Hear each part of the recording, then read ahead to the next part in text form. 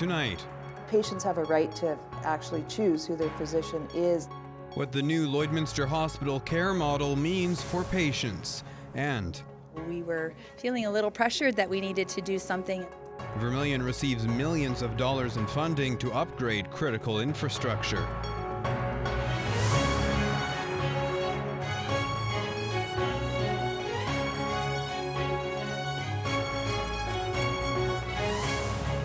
This is Newcap News with Brian Lentz.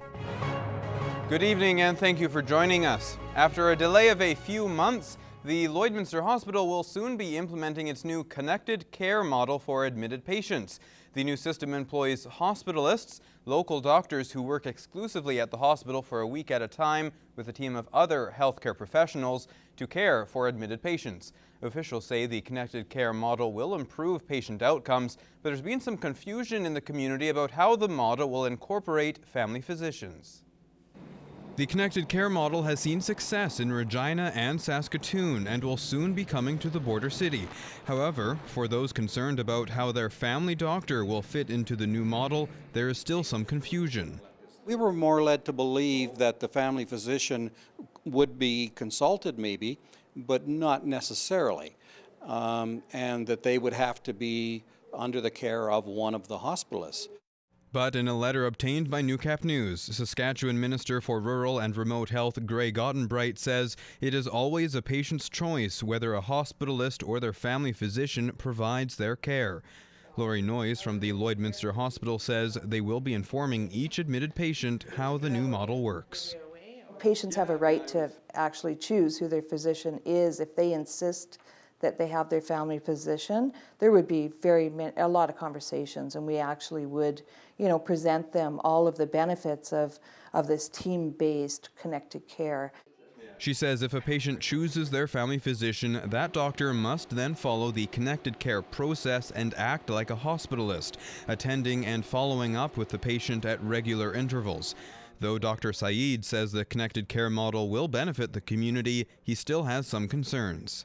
As far as I'm aware, the physician is paid for one visit per day, per patient, okay?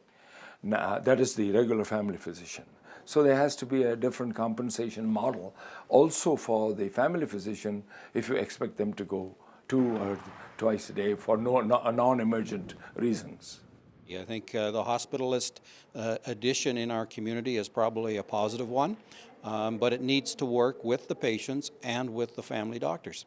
Lloydminster Hospital begins implementing the connected care model this week and will host a public event in 3 months to discuss the successes and challenges of the program in the community. Well, this afternoon in Vermillion, the federal and provincial governments announced joint funding of millions of dollars for water and wastewater projects in Alberta. $6 million in local funding will add to the $10 million from both governments for Vermillion's wastewater treatment plant upgrade. It's one of 66 water projects to benefit communities across the province, coming at an ideal time.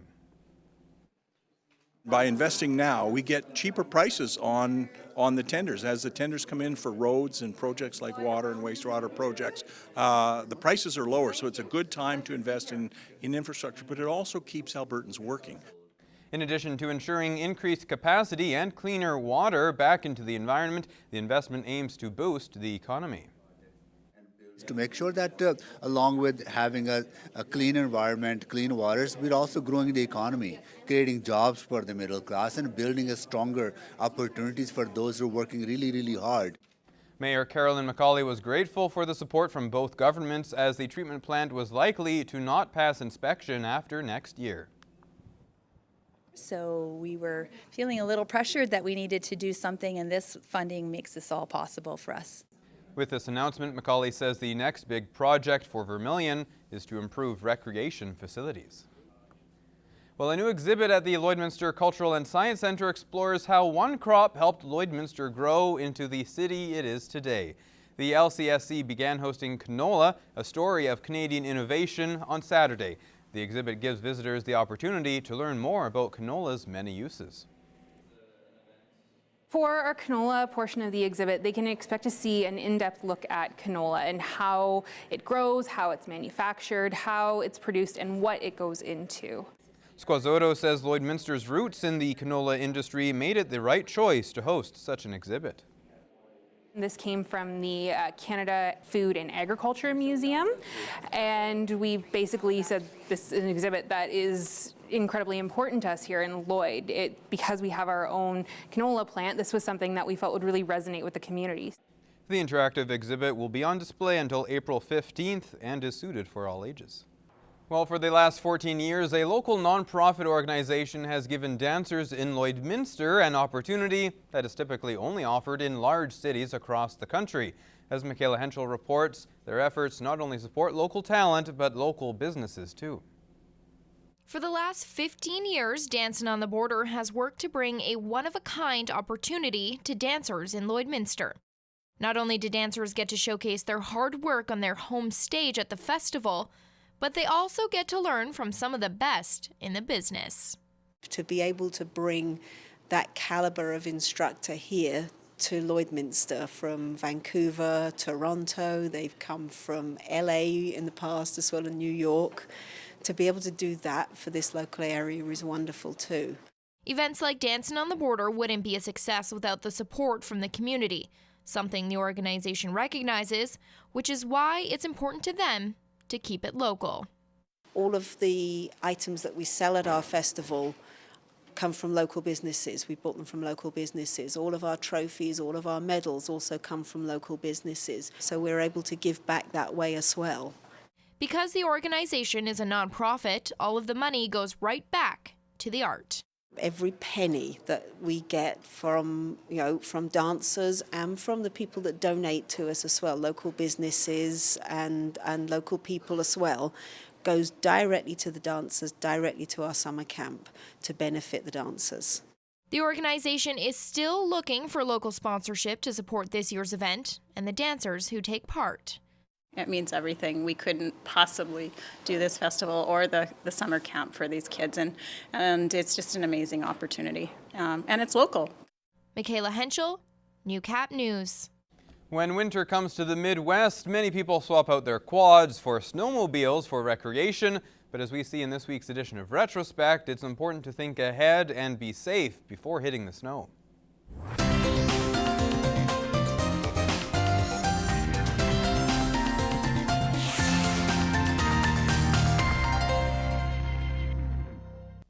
Do you like your snow toasted?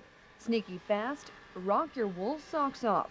The slogans on snowmobile posters say it all: excitement and speed. The promise of both attracts many people to give this winter sport a try.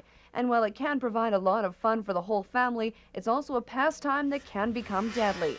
Constable Brian Haswell warns that alcohol and snowmobiling don't mix. He has seen the results for himself. Alcohol was definitely a factor in that one, yes. And speed. They were simply driving too fast for the conditions. It was at nighttime, and they hit a culvert in a ditch, and that was the end of it. The machine catapulted them into the air, and when they landed on the ground, one of them was killed and the other was injured.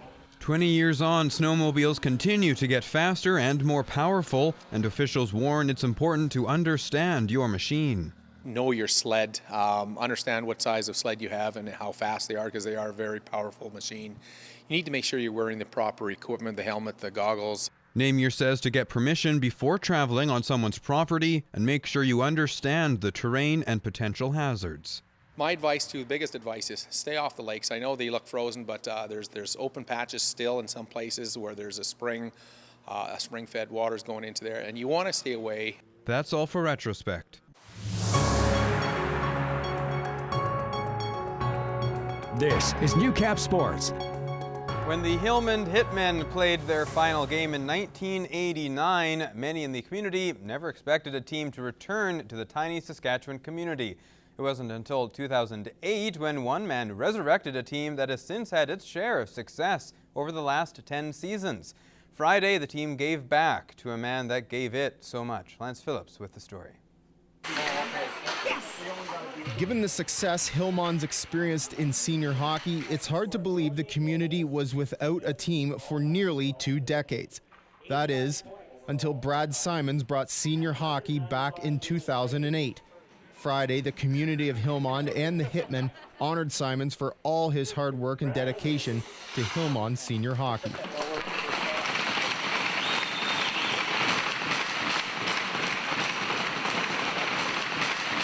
It's something I definitely never expected. I've always felt pretty fortunate just being part of this team, and a lot of my best friends are made here at the rinks, so yeah, it's just something I never really expected them to do. I really appreciate it though. Simons went as far as to take a full year off playing the game he loves in order to bring hockey back to Hillmond. And it's entirely possible that without the sacrifices he made, Hillmond may still be without senior hockey. It's hard to say. It's a what-if question, right? But I don't think so, because he was the backbone of how it got started. He's the one who really pushed for it to get going. I would think that eventually a team would have come to Hillmond. It's just when. You need somebody in the community that steps up and takes the bull by the horn, so to speak, and Brad certainly did that. Many in the community credit Simons alone for the resurrection of Hillmond senior hockey, but the former Hitman player knows he couldn't have done it by himself.